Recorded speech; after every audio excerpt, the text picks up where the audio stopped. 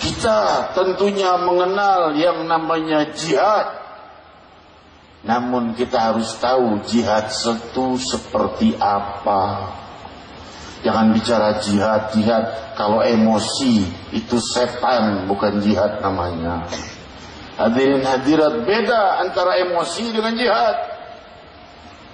Kalau seandainya jihad, Rasul bilang jangan memukul wajah, jangan menyerang wanita dan anak-anak, jangan menyerang yang tidak bersenjata, jangan menyerang yang tidak menyerang. Nah, itu namanya jihad. Kalau kita tidak diserang, haram kita menyerang orang.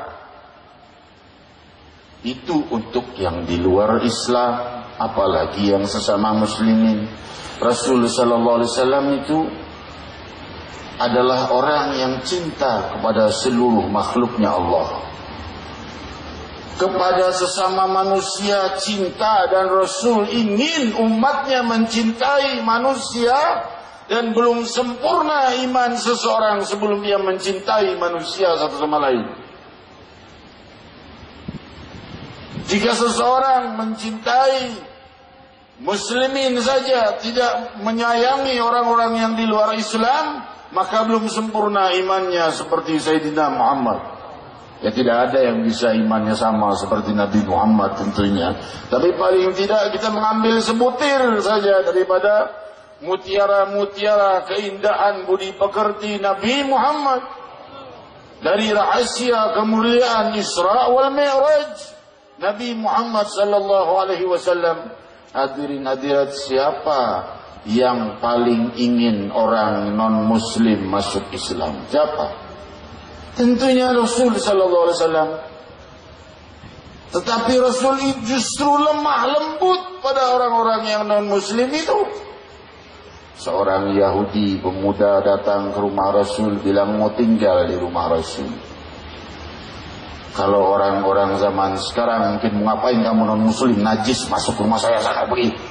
Enggak begitu akhlak budi Sayyidina Muhammad. Yahudi diterima oleh Rasul. Tinggal di rumah Nabi, makan sepiring dengan tangan Muhammad Rasulullah, jari-jarinya bersentuhan dengan jari-jari Nabi, minum segelas dengan sang Nabi, tinggal sehari, 2 hari, 3 hari, berhari-hari tidak diusir oleh Nabi dan terus disambut sebagai tamu. Sampai pemuda itu pulang. Nabi SAW keluar, pemuda itu pergi. Nabi pulang, pemuda sudah tidak ada. Kemana itu orang Yahudi? Nabi tidak berkata, kamu masuk ke rumahnya aku, kamu harus masuk Islam, aku ini Nabi pembawa Islam. Tidak berkata demikian. La ikraha fiddin. Tidak ada paksaan dalam agama. Maka hadirin hadirat, Rasul malah apa yang diperbuat, bukan bersyukur, syukur dah Yahudi udah keluar dari rumah gue, repot ngurusin Yahudi. Enggak, dikejar ke rumahnya. Barangkali ada salah di rumahnya, atau kurang jamuan, atau apa, datang ke rumahnya. Didatangi ternyata sakit dan sakaratul maut. Rasul baru berkata, La ilaha illallah, ucapkan. Anaknya melirik bapaknya, diizinkan apa tidak nih mengucapkan la ilaha illallah. Bapaknya Yahudi juga. Bapaknya tidak tega melihat budi pekerti Nabi yang begitu indah. Bapaknya berkata, Ati Abul Qasim, taati Abul Qasim, taati. Bapaknya tidak masuk Islam, tapi ngelihat budi pekerti kepada anaknya dan jasa besar, anaknya udah tinggal di rumah Nabi, ya udah taati aja Abul Qasim. Maka ia mengucap la ilaha illallah Muhammad Rasulullah. Inilah akhlak Sayyidina Muhammad. Islam akan berkembang luas dengan kelembutan, bukan dengan kekerasan. Kekerasan hanya akan menghancurkan Islam dan agama kita sendiri dan diri kita sendiri. Maka oleh sebab itu kelemah lembutan itu perlu. Budi pekerti itu senjata terkuat untuk mencapai kemenangan dan keberhasilan di dalam dakwah kita.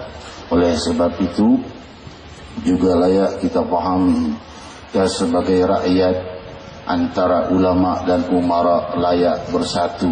Untuk apa? Untuk supaya terjadinya pembenahan masyarakat yang baik. Kalau ulama dan umara itu pejabat, ulama dan umara saling hantam, musuh Islam tepuk tangan, syukur tuh hancur sendiri, dihancurin sama pemerintahnya sendiri, saling hantam sendiri. Jangan begitu. Ya, kalau umara kita punya kesalahan, maka coba ajukan kepada gurumu kepada gurunya, sampai kepada guru-gurunya yang punya hubungan dengan orang-orang yang para pejabat itu, untuk menyampaikan bahwa hal ini salah dengan baik. Itulah akhlak Sayyidina Muhammad. Demi Allah, jika beliau hidup, itu yang akan beliau perbuat.